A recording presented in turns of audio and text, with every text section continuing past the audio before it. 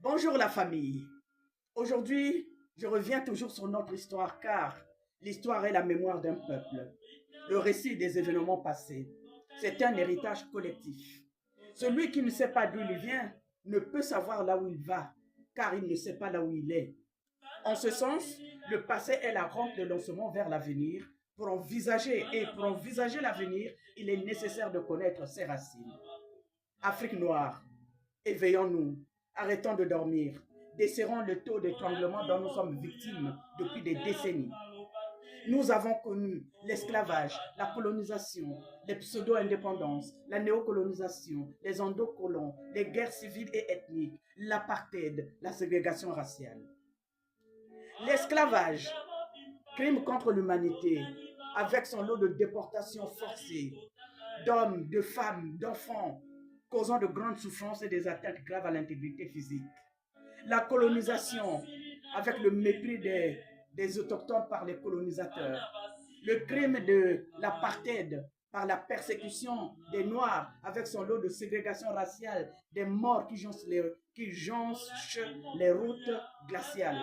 Les indépendances et la néocolonisation, avec son lot de martyrs des indépendances, son semblant de liberté et une mascarade de justice, cause des guerres civiles et ethniques.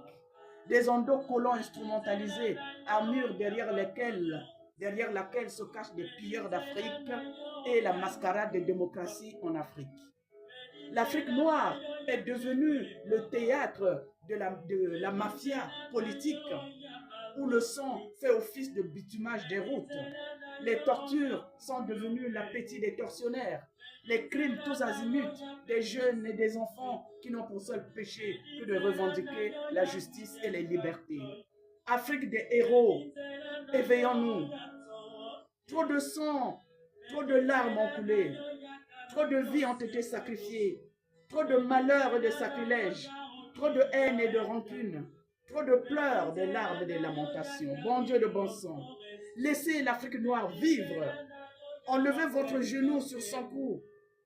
Dieu Tout-Puissant, les Bantous implorent ta pitié pour que l'Afrique, berceau de l'humanité, retrouve sa quiétude. Fais que la terre d'Afrique soit légère à la grande race noire, qui est cette première race que toi-même tu as mis sur terre, oh bon Dieu. Mon monde à moi, quand j'ai dit cela, je vous dis à très bientôt.